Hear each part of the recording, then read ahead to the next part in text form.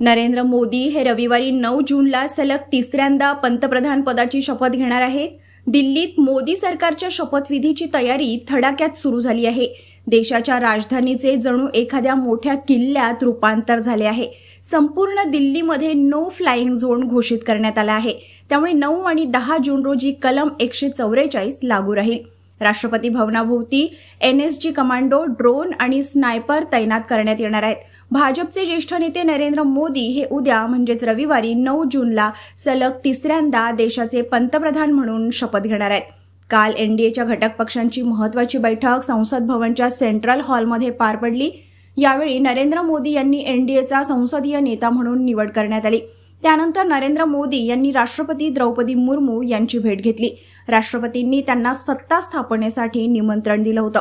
मोदींनी राष्ट्रपतींकडे NDAच्या घटक पक्षांनी दिलेल्या पाठिंब्याचं समर्थन पत्र सुपूर्द केलं. यानंतर आता रविवारी मोदींच्या शपथविधीचा कार्यक्रम पार पडणार आहे.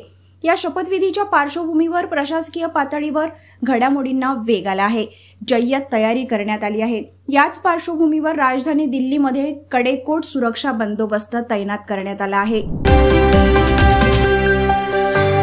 National handloom consumer expo 24, Banarasi silk sari, Kolkata sari, Jaipuri one piece, khadi cotton shirt, khadi kurti, fancy jewellery, stone jewellery, western top, terracotta pot, bamboo work. प्रदर्शनी दोपहर 3 बजे से रात 10 बजे तक। Durga Devi ground beside Manish Nagar underpass, opposite hotel airport centre point, Ujjwal Nagar, Nagpur.